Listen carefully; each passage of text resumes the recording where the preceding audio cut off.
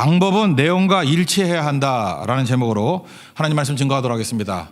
오늘 안진뱅이 일으키는 사건은 예수 믿는다 그러면 다 아는 내용이기도 합니다. 오늘은 우리의 질문을 중심으로 한번 살펴봤으면 좋겠습니다. 우리 믿는 것을 믿고 싶어하는 마음, 그게 현대인의 모습 아닙니까? 이게 맞는 얘기인가? 그걸 한번 살피겠고, 두 번째는 우리가 전달을 해야 되는데 전달이 잘 안 된다고 생각을 합니다. 그래서 말이 통해야지 이런 때가 있죠. 왜 그런 일이 벌어지는가? 그걸 한번 살피겠고, 마지막 세 번째는 우리에게 한 가지 소원이 있다 그러면, 마지막 소원이 있다 그러면 그것이 무엇이 될 것인가? 오늘 이 본문의 말씀을 통해서 한번 살펴보도록 하겠습니다. 첫 번째는 믿고 싶은 거 믿는 그런 풍조들, 그걸 한번 살펴보도록 하겠습니다. 2006년도에 그 영어 사전 가운데 웹스터 사전이라는 게 있죠. 그때마다 영어에 이제 새로운 단어가 나오니까 올해의 신조어, 그러니까 없던 단어를 새롭게 집어 넣을 때 올해의 신조어, 그중에 1등이 됐던 단어를 이렇게 선정을 합니다. 그게 오늘 부제목에 써 있는 내용이에요. truthiness. 그러니까 truth라는 건 대충 감이 오죠. 진리. 거기다가 i를 붙이고 그다음에 nis니까 명사형으로 만든 겁니다. 뜻은 대충 올 것입니다. 근데 정확히 정의를 내려면 이런 거예요. 사실 여부에 관계없이 자기가 믿고 싶은 것을 믿는 성향, 이런 게 2006년부터 이제 영미 사회에 막 퍼져 있다라는 거예요. 그래서 그걸 단어로 말할 때 truthiness, 이렇게 신조어를 말했다, 그런 얘기입니다. 그러니까 사실인지 아닌지는 관계가 없어요. 그러니까 내가 믿고 싶은 것만 쳐다보고 그것만 믿는 성향, 이런 게 truthiness라고. 근데 16년이 지나고 난 다음에 우리 이 사회를 보면은 좀 비슷하지 않습니까? 사람들이 믿고 싶은 거 믿으려고 하는 성향이 그대로 있다라는 것입니다. 왜 이런 일이 벌어지죠? 자기 중심이기 때문에 그렇습니다. 나를 중심으로 그냥 객관적인 진리 이런 건 필요가 없어요. 그냥 내가 생각할 때 옳다고 생각하는 거, 내가 믿고 싶은 거, 그거 따라가려고 하는 마음이 있다라는 것입니다. 근데 이게 영미사회에서는 이제 16년 정도 지났잖아요. 이제 내린 결론이 뭐냐면, 이 자기가 믿고 싶은 거 따라 믿는 사람들의 마지막 결론이 뭐냐? 허무주의에 다 빠진다는 거예요. 그럴 수밖에 없겠죠. 절대 기준이 아니니까. 그러니까 결국은 허망해지고 허무주의에 빠지고 나중에는 당황하게 된다라는 것입니다. 우리가 농담같이 얘기했던 거 있죠. 세대별 평준화 얘기. 40대가 되면 지식이 평준화된다면서요. 50대가 되면은 외모가 평준화되고, 60대는 체력이 평준화, 70대는 재산이 평준화. 근데 이건 나이와 관계없이 모든 사람이 평준화되는 게 딱 하나 있습니다. 죽음 앞에 섭니다. 이건 젊을 때도 죽을 수 있고 나이 들어서 죽을 수 있고, 죽음 앞에 서게 되면은 다 평준화돼 버려요. 딱 하나입니다. 예수 앞에 서는 겁니다. 구원이냐 버림받음이냐, 둘 중에 하나밖에 없다라는 것입니다. 그때 사람들이 엄청 당황해하고 두려워하게 된다라는 것입니다. 그러니까 트루티니스, 자기가 믿고 싶은 거 믿는 사람들, 다른 건 모르지만 죽음 앞에, 예수님 앞에 딱 섰을 때 당황한다는 거예요. 답이 없다라는 거예요. 그죠? 안 죽으려고 그러고 너무너무 두려워해서 견디지 못하는 인생이 된다라는 것입니다. 이렇게 나 중심에서 예수 중심으로 옮겨가는 것, 이걸 신앙이라 그러는데, 이 중심이 깨지고 중심이 옮겨가는 것을 어디에 의존하느냐? 규칙적인 기도와 예배에 의존하게 된다는 것입니다. 우리 구약 성경에 보면은 우리를 언약 백성 그럽니다. 언약 백성이 뭐냐면 하나님이 나의 하나님이 되어 주신다. 그리고 우리는 하나님 백성이 된다. 그게 계약이죠. 하나님이 내 하나님, 그리고 백성들을 향해서 하나님이 내 백성, 이렇게 말한다라는 거예요. 그게 언약이죠, 언약. 그게 창세기 15장에 나오는데, 아브라함이 조카 롯이 떠나고 난 다음에 외로웠죠. 너무 힘들 때 두려워하지 말라. 그리고 나와라. 그리고 무별을 쳐다봐라. 내 자손이 이제 별들과 같이 많아질 것이고 내가 너를 축복해 준다. 그럴 때 믿었죠. 아브라함이 믿으니 그것을 의로 여겼다. 15장 6절이 유명한 구절 아닙니까? 데리고 나와가지고 동물 쪼개놓고 하나님이 불 사이로 지나가십니다. 언약이 체결됐죠. 그 언약 백성이 해야 될 일이 뭐예요? 아브라함이 그 이후부터 죽어라 예배드립니다. 그러니까 언약이 뭐냐면 예배드리는 거예요. 규칙적으로 예배드리는 것. 하나님이 나의 하나님이라는 고백. 그 예배를 통해서 하나님은 나의 백성이라고 인정해 주는 거. 그게 언약식의 핵심이라는 것입니다. 28장에 가면 또 야곱이 나오죠. 형 아버지 쫓겨가지고 도망치잖아요. 베델, 원래 루스라는 곳인데 거기에 돌베개 베고 자면서 얼마나 괴로웠겠습니까? 근데 환상 가운데 천사가 오르락내리락 하는 걸 쳐다보죠. 사다리 가운데. 그러고 난 다음에 하나님 여기 계시는 거를 몰랐다. 하나님 여기도 계시는구나. 그래서 이름을 베델이라고 바꾸잖아요. 하나님의 집이라고. 그러고 난 다음에 그가 하나님과 또 언약을 맺습니다. 내용이 뭐예요? 죽어라 예배드리는 거예요. 그죠? 이 기름 부은 곳이 예배 처소가 될 것이다. 출애굽기 19장에 보면 시내산 언약이 나오는데 시내산에서 모세가 하나님의 영광을 바라봅니다. 그리고 언약 받잖아요. 언약 받은 내용이 뭐예요? 5절 6절 보니까 내 소유된 백성이고 제사장 나라 될 것이고 거룩한 백성이 될 것이다. 뭐예요? 내가 하나님이고 너희 백성이라는 거예요. 똑같은 얘기입니다. 그 이후에 이스라엘 백성들이 했던 일이 무엇입니까? 하나님 언약의 백성이니까 죽어라 예배드리는 거. 그러니까 규칙적인 예배와 기도, 이게 언약 백성이 해야 될 일이라는 것입니다. 지금도 마찬가지예요. 하나님 백성인지 아닌지 뭐 보면하냐, 예배드린다 이렇게 선포를 한다는 거예요. 예배드리 이렇게 나오는 사람들은 하나님 백성이고 무시해버리고 무슨 놈의 예배야 그런 것들은 다 버림받은 자라는 거예요. 누가 판가름 내는 거 아닙니다. 예배로 결정이 난다는 거예요. 하나님께 예배하는 자와 예배하지 않는 자, 이게 언약 백성과 아닌 백성의 결정적인 차이라는 것입니다. 지금 베드로와 요한이 성령으로 인해서 하나님 백성으로서 확신, 제자로서 확신을 갖습니다. 이제 그들이 하는 일이 뭐예요? 규칙적으로 기도하고 예배하잖아요. 여기 9시라 그랬는데 더하기 6하면 되거든요. 오후 3시. 하루에 3차례씩 기도했습니다. 우리 지금식으로 하면 9시, 12시, 3시. 다니엘도 그랬죠. 조서에 어인 찍힌 거 알면서도 뭐 기도하면 죽인다 그러는데도 불구하고 계속해서 하루 3차례씩 기도했다. 다니엘서 6장 10절에 나옵니다. 이게 바로 뭐예요? 언약 백성의 모습이라는 거예요. 규칙적으로 기도한다. 규칙적으로 예배드린다. 그러니까 나 중심적인 것이 깨지는 거, 내가 믿고 싶은 거 믿는 그런 것이 깨지고 예수님 중심으로, 하나님 중심으로 변화해야 되는 길이 어디에 있느냐? 규칙적인 예배와 기도에 있다라는 거예요. 그러지 않으면 죽어도 안 깨집니다. 여러분, 지금도 내가 자아가 너무 강해요. 나는 이게 변화가 잘 안 되는 것 같습니다.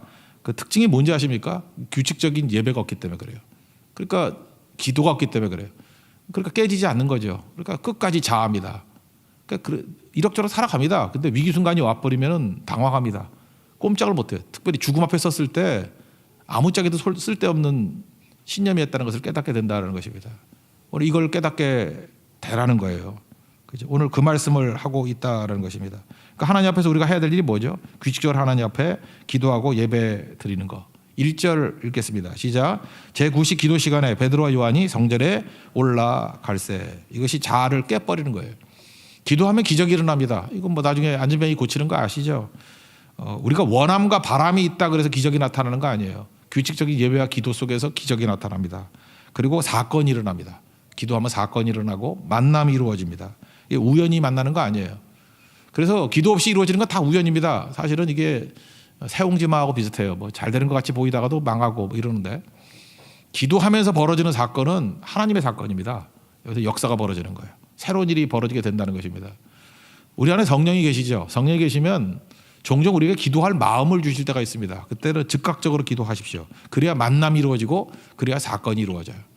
우리 데살로니가전서 5장 18절에 보면 16절부터 나오잖아요. 뭐 항상 기뻐하라, 쉬지 말고 기도하라, 범사에 감사하라, 뭐 널 향한 하나님의 뜻이다. 이게 16, 17, 18절이고 그 다음 절 19절에 뭐가 나오냐면 성령을 소멸하지 말며. 성령을 소멸하지 않는 게 무엇입니까? 성령께서 내게 주신 감동이 있습니다. 기도할 마음이 있습니다. 그거 불 꺼트리듯이 꺼트리지 말라는 거예요. 성령께서 기도할 마음 주셨는데 기도 안 하면요 사건이 안 벌어져요. 만남도 없어지고 아무런 일도 안 벌어진다니까요. 그러니까 세상에서 제일 어리석게 사는 사람이 뭐냐 하면 기도할 마음 주셨는데 그거 뭉개버리는 거예요. 잠이나 자자 그러고 무시해버리고, 그러면 아무 사건도 안 벌어지고, 그러면 아무것도 안 벌어진다 그러면 중간 가는 게 아니고 추락하는 인생이 된다는 것입니다. 그러므로 인생 가운데 성령께서 내 안에서 역사하실 때, 어떤 사건을 일으키거나 만남을 주실 때, 어떤 새로운 기적을 주실 때 반드시 기도할 마음을 주신다니까요. 그때 즉각적으로 순종해서 하나님의 결대로 갈 수 있는 그런 능력의 종 되기를 바랍니다. 그러면 이기게 된다라는 거예요. 오늘 얘기가 이겁니다. 많은 시대 풍조가 믿고 싶은 거 믿는 그런 시대를 살아가고 있죠. 허무주의에 빠집니다. 이거 깰 수 있는 방법이 뭐라고요? 규칙적인 기도와 예배. 그래서 우리가 이 코로나 시대에도 우리가 생명 걸고 예배 드린다, 잠깐만 이게 마음이 가는 이유가 바로 그거예요. 이게 우리 핵심이기 때문에 그렇습니다. 언약 백성의 핵심이 예배에 있기 때문에 이거 놓치면 언약 백성 아니라니까요. 구약의 성경 한번 읽어보십시오. 계속해서 하나님께서 버림받은 백성들, 나를 떠난 백성들, 뭐 딴 거예요. 예배 떠난 거지. 딴 거 아닙니다. 그들의 마음에는 뭐 하나님 믿는다고 다 그래요. 그죠? 뭐 하나님을 좋아한다 그러고 선호하는 마음이 있다 그러고. 근데 예배 떠난 백성들이 다 버림받은 백성들이고, 북쪽 이스라엘에 무너지는 왕들이 다 그런 왕들이었고, 그걸 여로보암의 길 이렇게 설명하고 있다라는 것입니다. 우리 NIBC, 내가 죽고 예수로 산다. 이거 어떻게 뭐 말로 됩니까? 규칙적인 예배와 규칙적인 기도를 통해서만 내 자아가 깨질 수 있고 예수님이 나의 주인이 될 수 있다라는 것입니다. 여러분 삶 가운데 이런 규칙적인 기도와 예배가 살아나는 은총의 역사 있기를 축원합니다. 그다음 두 번째는 내가 뭘 전달을 하려고 하는데 전달이 잘 안 되고 그다음에 말이 잘 안 통해요. 뭐 절벽 앞에 서 있는 것 같아요. 벽 앞에 서 있는 것 같아요. 이럴 때가 있다라는 것입니다. 그거 왜 그러냐? 그걸 한번 살펴보겠습니다. 그 레슬리 뉴비긴이라는 인도 선교사님이 계십니다. 선교사이자 선교학자라고 봐야겠죠. 이분이 이런 말을 했어요. 복음에 대한 관심이 있는 분인데 복음이 전해지는 방법은 복음의 내용과 같아야 한다. 오늘 제목과 똑같은 얘기입니다. 복음이 전해지는 방법이 있는데 방법은 복음의 내용과 같아야 된다. 그러니까 내용과 방법이 같지 아니하면 안 된다. 그러니까 예를 들어서 우리 기독교에서 증거하는 게 사랑이잖아요. 사랑이라는 내용을 증거하는데 방법이 폭력이에요. 그러면 안 되는 거죠. 실제로 그랬던 적이 있었죠. 십자군 운동. 그 뭐 군사력 이끌고 가가지고 뭐 난리쳤잖아요. 사랑을 증거한다 그러는데 폭력을 의지해요.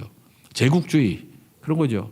뭐 사랑을 증거한다 그러는데 실제로는 폭력으로 묵사발을 내버리고 뭐 이런 것들 이게 다 엉터리라는 거죠. 이분이 인도 선교사였기 때문에 더 뼈저리게 느꼈는지도 몰라요. 그죠? 인도에서 복음 증거가 안 됐던 이유가 뭐냐? 영국 식민지 정책이 그런 거 있잖아요. 그죠? 그러니까 내용과 방법이 일치하지 않다라는 것입니다. 그러니까 아무것도 아닌 것이 되는 거죠. 제가 지금도 기억나는데 좋은 선생님들 많이 기억납니다. 근데 제가 평생 잊지 못할 아주 나쁜 선생님 하나를 기억하고 있는데 중학교 때 우리 미술 선생님이었어요. 뚱뚱하고 아주 제가 그래서 인상이 별로 안 좋은 사람이에요. 그 사람. 이유가 뭐냐 하면은 이렇게 우리 때는 이렇게 사립학교 나온 애들이 부자였거든요. 그리고 공립 나온 애들. 저는 공립을 나왔습니다. 근데 사립 나온 애들이 지금하고는 차이가 안 돼요. 뭐 한 1000명에 하나 있을까 말까 뭐 이 정도로 아주 희귀할 때였다고요. 근데 사립학교 나온 애들을 부르더라고요. 하더니 그림을 팔았대요. 나중에 보니까. 예. 그래서 그림 산 애들은 90점 이상이야 다. 그리고 뭐 어머니가 돈목도 갖다 줬겠지. 돈목도 갖다 준 애들은 다 90점 이상. 이게 한두 번이 아니라 이게 아예 시스템이 돼 있는 사람이었어요. 그래서 우리 모든 학생들이 다 분노하고 그죠. 처음으로 우리 때는 그 예의상 선생님들 이렇게 함부로 말 안 했거든요. 근데 선생님의 님자를 뺀 유일한 사람이었어요. 선생 놈이었거든요. 이유가 뭐냐? 이 선생님이 제일 많이 강조했던 게 뭐냐 하면 정직하게 살라 했어요. 내용은 정직하게 살라요. 그냥 뭐 미술 하다가 이렇게 시간 나오면 계속해서 뭐 정직한 이야기, 에디슨 얘기 제일 많이 했던 것 같아요. 정직한 이야기. 근데 그 내용을 증거하는데 자기 방법은, 자기 삶은 부정직이었고 뇌물이었고 그러니까 통할 리가 없죠. 그러니까 방법은 내용과 같아야 되죠. 같지 않으니까 이게 문제가 되는 거겠죠. 그래서 굉장히 분노했던 기억들이 납니다. 여러분 우리가 회사에서 생활을 할 때 이런 거 있죠. 한 중간쯤 역할을 하는 분들 있지 않습니까? 경영자와 이렇게 직원 사이에서 다리 놓기를 하는 사람들. 근데 경영자들은 특징이 무엇입니까? 경영 전략은 있는데 현장 상황을 잘 모르잖아요. 근데 어떤 사람이 이렇게 내용을 보고하면 보고가 잘 채택이 되고 이렇게 원만하게 흘러가는 경향이 있습니다. 그런 사람의 특징이 뭐냐면 이런 거예요. 이 경영 전략을 짜는 사람은 현장을 모르니까 이렇게 외형을 꾸미기 좋아하죠. 그래서 겉모양을 화려하게 그리고 또 특이하게 뭐 그래야 된다고 이제 생각하죠. 혼자 탁상 공부를 하니까. 근데 이제 중간 관리자가 이거 보고를 할 때 그렇게 보고할 수는 없잖아요. 실질은 너무 어려운 일이다. 그래서 겉모양보다는 내실에 충실해야 되고 또 하나 뭐든지 쉬워야 됩니다. 그렇게 복잡하게 해놓으면 진행이 안 됩니다. 이 내용을 보고하려 그래요. 그러면 내용은 뭐 확실한 거죠. 근데 그 내용을 어떤 사람은 보고할 때 보고가 잘 통용될 때가 있습니다. 이유가 뭐냐? 보고하는 방법이 그 내용하고 일치가 되는 거예요. 겉모양이 아니라 내실이 중요합니다. 보고 내용도 겉모양으로 꾸민 게 아니라 두껍지 않아요. 내실이 있는 내용만 딱 들어있고 쉽게 해야 됩니다. 보고서가 너무 쉬운 거예요. 아이젠하워 대통령이 한 장짜리 이상 보고서 안 받았다 그러죠. 그래서 아이크 리포트라 그러는데 그러니까 쉽고 선명하게 된 보고서. 그러니까 내용을 그렇게 하자는 내용이었는데 그 메시지 듣기 이전에 방법 자체가 내용에 다 녹아져 있는 거예요. 그러니까 이런 사람은 보고할 때 잘 먹히겠죠. 그죠? 문제 없이 되겠죠. 우리 인생도 그래야 된다는 것입니다. 많은 사람들이 왜 전달이 안 된다 그러나 내용을 말하는데 방법이 내용하고 충돌이 일어나요. 그러니까 아무것도 아닌 거죠. 지금 제자들 얘기하는 건데 우리 잘 아는 말씀이 6절 아닙니까? 베드로가 은과 금은 내게 없다. 그렇지만 내게 있는 것이 있는데 나사렛 예수 그리스도의 이름의 능력이다. 그러죠. 6절 한번 읽어보겠습니다. 시작. 베드로가 이르되 은과금은 내게 없거니와 내게 있는 이것을 내게 주노니 나사렛 예수 그리스도의 이름으로 일어나 걸으라 하고. 그러니까 지금 전달하고자 하는 내용이 뭐예요? 예수님 아니에요? 예수님? 예수님을 증거하는 거 아니에요. 우리가 증거하는 건 우리 오순절 설교에서도 알잖아요. 예수님이 누구라는 거예요? 주와 그리스도가 되게 하셨다. 주는 뭐예요? 예수님이 하나님이시다. 하나님이란 건 뭡니까? 전능성, 능력의 하나님. 그리고 그리스도는 뭐예요? 구원자. 예수님은 능력 있는 하나님이시고 또 우리를 구원해 주실 분이야. 그 내용을 증거하는데 그 내용 아니에요? 예수를 증거하는 게 내용 아니에요? 근데 많은 사람들은 예수를 증거한다고 하면서 방법은 뭐냐면 은과 금이에요. 그러니까 내용하고 방법하고 맞지가 않는 거예요. 예수님이 모든 능력 되시고 예수님이 유일한 구원자가 되신다 그러는데 실제로 능력은 은과 금, 돈이 능력이에요. 돈으로 하려고 그러고 돈으로 처리하려고 그러고 그다음에 예수님이 우리 구원자라 그러는데 그 은과 금이 우리의 구원이 되느냐 이렇게 설명을 한다고요. 그래서 교회가 하는 일이 뭐예요? 예수 그리스도 이름의 능력을 의지하기보다는 방법이 그게 아니에요. 우리 돈을 의지하고 인기를 의지하고 평판을 의지하고 이미지를 의지하고 어떤 센세이션을 일으키는 거 뭐 이런 걸 의지해요. 그 사람들이 느끼는 게 뭐죠? 내용하고 방법이 맞지가 않잖아. 예수가 다라며 그런데 지금 하고 있는 일이 뭐야? 세상 방법하고 뭐 다를 게 하나도 없지 않냐? 그래서 전달이 안 된다는 거예요. 예수 믿는 사람들이죠. 제일 중요한 게 무엇입니까? 우리 내용이 예수님이잖아요. 오직 예수님밖에 없잖아요. 여러분 믿습니까? 그럼 그 예수님이 우리 삶의 방법이 돼야 된다는 거예요. 그것이 내 안에서 녹아서 그대로 증거돼야 된다는 것입니다. 그러니까 우리가 방법 아니에요. 하나님의 방법이 사람이라 그러잖아요. 그러니까 하나님 방법이 사람이니까 내가 방법 아니에요. 그러니까 내가 내용으로 녹아 들어있는 존재가 될 때 전달이 되겠죠. 여러분 우리가 구원이라는 게 뭐냐면 구원은 1차적으로 내가 구원받는 거고 두 번째는 나를 통해 또 다른 사람이 구원받는 거 아니에요? 창세기 12장에 보면 아브라함의 부르심이 나오지 않습니까? 2절에 보니까 내가 너로 큰 민족을 이루겠다. 첫 번째 약속. 복을 주어서 이름을 창대하게 하겠다. 그리고 세 번째 복의 근원이 되게 하겠다. 그러니까 뭐 요약하면은 아브라함 너 복되게 해주겠다. 그거 아니에요. 그게 구원이에요. 근데 구원은 그게 반쪽입니다. 거기서 끝나는 게 아니라 3절에 또 나오잖아요. 너를 축복하는 자에게 내가 복 내리고 너를 저주하는 자에게 저주하겠다. 그래서 땅의 모든 족속이 너로 말미암아 복을 얻을 것이라. 이게 구원의 완성이에요. 구원은 무엇입니까? 내가 구원받는 것에서 끝나는 게 아니고 너로 인해서 모든 족속이 복을 받는 것까지 가는 것. 그게 복의 완성이라는 거예요. 그러니까 우리 반쪽짜리 복음을 있는 거예요. 우리 구약에 있는 많은 사람들이 이거 못했습니다. 못해가지고 어떤 일이 벌어졌어요. 그 신약이 필요한 거죠. 신약에서도 예루살렘 교회가 이게 잘 못했어요. 그래서 8장 보면 흩어버려가지고 다른 사람을 복되게 만드는 것으로 전도하러 나가잖아요. 이게 중요한 거죠. 우리가 창세기 배울 때 항상 얘기했던 게 뭐예요? 요셉을 통해서 하나님의 뜻을 전달했죠. 요셉이 훌륭해져야 돼요. 그 다음에 요셉이 했던 일이 뭐예요? 형들도 훌륭하게 만들어주는 거예요. 나도 훌륭하게 너도 훌륭하게. 그게 축복의 완성입니다. 그게 구원의 완성이라는 거예요.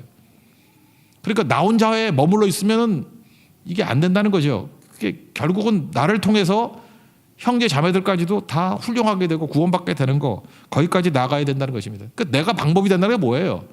내가 구원받았다는 거죠. 방법이 뭐예요? 그걸 통해서 내용인 예수님이 증거돼서 너도 나처럼 되는 거. 그게 중요하다는 것입니다. 여러분 믿음이라는 게 생태계라 그랬잖아요. 우리 보통 성경에서는 유기체란 말, 한 몸이라 해서 유기체란 말을 많이 쓰는데 이게 몸 안에서 이루어지니까 너무 개인적으로 묶여 있는 것 같아요.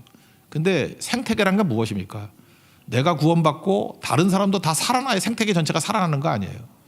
지금 베드로와 요한이 원래는 어떤 사람이었습니까? 특별히 요한의 그 엄마가 그 세베대의 아내잖아요. 야고보와 요한 서로 누가 높으냐 뭐 싸우다가 하나는 뭐 오른편에 하나는 왼편에 그랬던 집안 아닙니까? 근데 베드로 요한이 지금 서로 높겠다라는 나밖에 모르는 인생에서 지금 어떻게 바뀌어요? 다른 사람이 보이기 시작하잖아요. 성전 미문에 앉아있는 안진뱅이가 보이잖아요. 그의 아픔이 보이고 그의 비참함이 보이고.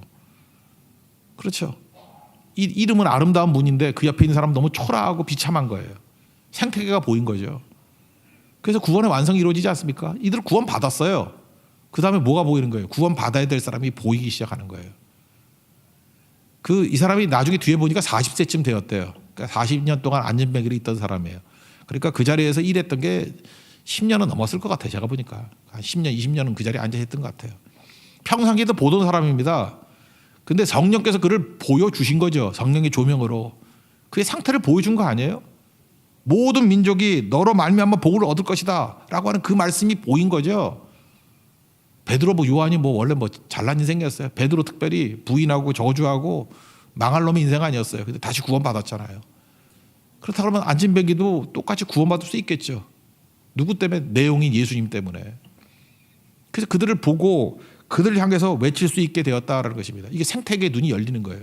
여러분, 이게 구원입니다. 구원. 그러다 보니까 어떤 일이 벌어져요. 이 생태계를 살리다 보니까 전파하게 다 사다 보니까 먼저 내가 파이프잖아요. 내가 살아나죠.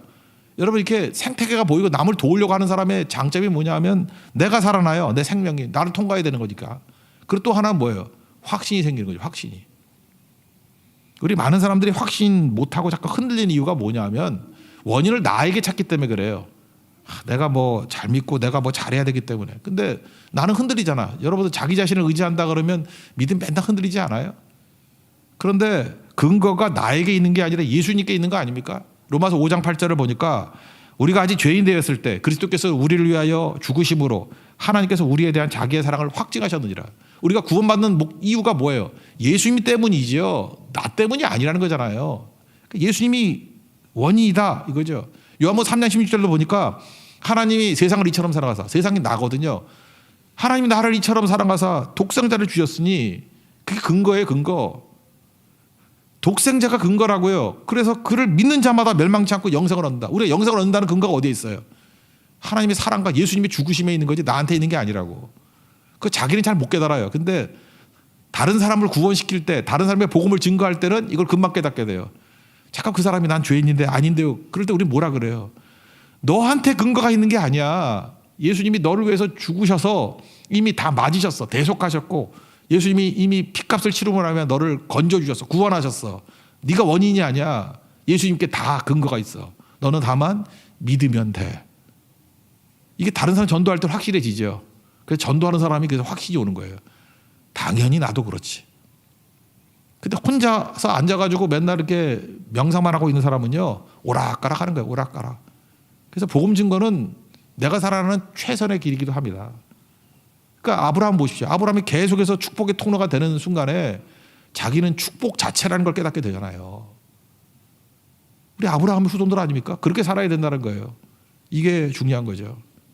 그래서 우리가 해야 될 일이 뭐예요? 왜 우리 전달이 안 되는 거죠? 내가 방법이 되지 못했기 때문에 그래요. 내용과 방법이 일치하지 않는다. 그러면 억지로 일치하려고 그러는 게 아니라 그 내용 자체, 예수 그리스도 자체가 내 안에 스며들면 됩니다. 내 안에 그냥 하나가 돼요. 그 NIBC잖아요. 나는 죽고 예수로 살면. 그래서 내가 예수의 사람이 되는 게 방법이에요. 그럼 전달이 된다라는 것입니다. 전달. 그게 복음 증거의 유일한 길이기도 하고 그거 외에 다른 길은 없다라는 거예요. 그러니까 베드로와 요한이 예수로 녹아든 사람이 되니까 예수가 된 거죠. 그러니까 예수님의 눈으로 바라봅니다. 생태계를 바라봐요. 내가 구원받았으니 너도 구원받아야 된다. 3절 4절 한번 읽겠습니다. 시작. 그가 베드로와 요한이 성전에 들어가려 함을 보고 구걸하거늘 베드로가 요한과 더불어 주목하여 이르되 우리를 보라 하니. 이게 바로 뭐예요? 예수님의 시각과 똑같은 시각으로 나아가게 되더라는 것입니다. 이게 능력이라는 거예요. 여러분 잊지 마십시오. 내 자신이 하나님의 방법이 되는 인생이 되십시오. 여러분 복음이라는 게 좋은 소식 아니에요. 그럼 내가 좋은 사람이 돼야죠. 내가 좋은 소식이 돼야죠. 내가 가는 곳마다 좋은 소식으로서 다가와야 될 거 아닙니까? 저 사람 온다니까 나쁜 소식이야. 숨으면 안 되겠죠. 그러니까 내가 내용이 방법을 푼다는 게 복잡한 얘기가 아니에요. 먼저 그 말씀이 내 안에 녹아들어서 내가 복음의 사람이 되는 거예요. 좋은 소식의 사람이 되는 거예요. 그러면 또 다른 사람을 살릴 수 있는 일이 되고 또 이게 반대 얘기도 되겠죠. 살리다 보면 내가 좋은 사람이 될 수밖에 없는 거죠. 전달이 안 된다 그런 이유는 뭐냐? 관념 속에 있기 때문에 그렇습니다. 내용은 예수님을 증거하고 있는데 실제로 내 삶은 바벨론이에요. 내가 추구하는 건 바벨론됨이에요. 그러니까 힘 있고 코를 납작하게 만들고 잘난 척하고 다만 하나님이 그걸 주시길 원하는 거 그걸 믿음이라고 착각하고 있다는 것입니다. 그거 아닙니다. 그 레슬리 뉴비긴이 얘기했던 잊지 마십시오. 우리가 복음을 전달하고 할 때는 전달하는 방법은 내용하고 일치되지 않으면 안 된다는 거. 오늘 그 내용을 붙들고 승리하는 우리 하나님의 종 되기를 바랍니다. 마지막 세 번째 우리 질문을 얘기하는 건데 요즘에 뭐 소원 이런 거 좋아하잖아요. 근데 소원이 뭐냐? 원하는 거 다 하려고 그러니까. 한 가지 소원, 마지막 소원이라 그러면 뭘까? 버킷리스트라는 말 들어봤죠. 2007년에 그 잭 니콜슨하고 그다음에 모건 프리먼이 나왔던 그 영화 있었죠. 영화. 거기에서는 부자로 나오는 백인 부자로 나온 게 에드워드고 이름은 그 흑인 좀 가난한 사람이 카터고 다 불치병이죠. 이렇게 죽게 됐어요. 시한부 인생입니다.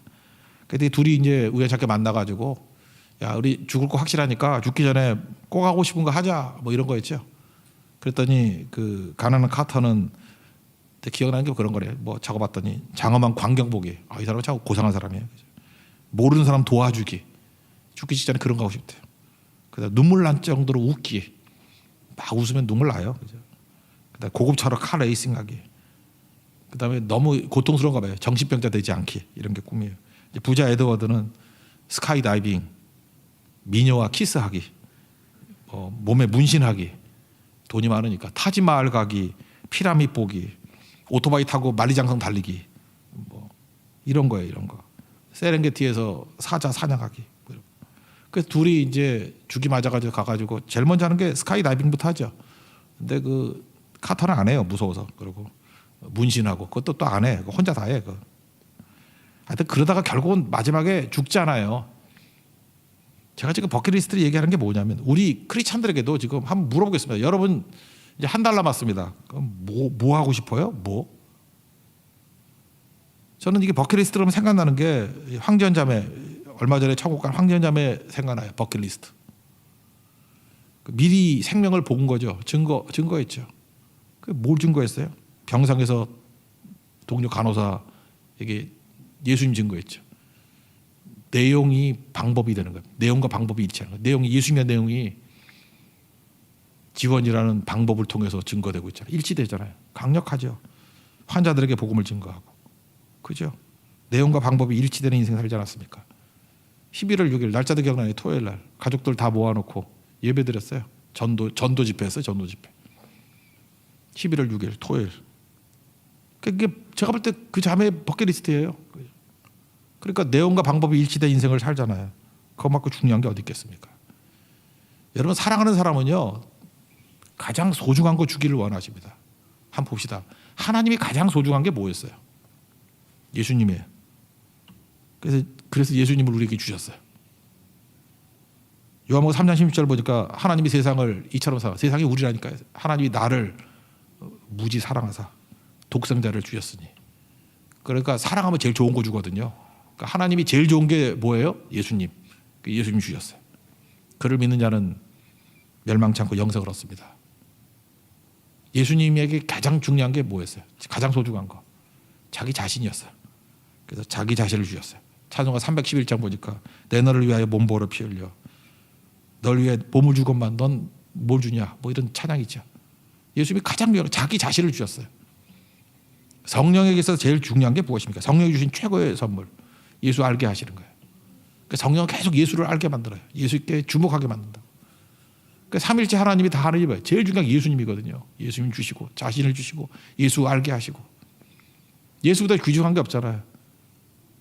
우리 버킷리스트가 이런 것들이 돼야 된다는 거지만 최고의 선물이 예수님이에요. 여러분 이 세상에서 기쁨 보셨어요? 저만 그런 게 아니고 만산에 그럴걸요. 최고의 기쁨이 뭔지 아십니까? 예수님 믿고 영접해서 변화받는 거예요. 구원받는 거라고. 그거보다 기쁨이 어디 있겠어요. 내가 볼 때 베드로와 요한이 제일 기뻤을 때가 이때라고 생각해요. 안진뱅이 어떤 존재예요? 한계에 붙으신 존재 아니에요. 나면서부터 안진뱅이라 그러니까 뭐 절망 아니었겠어요.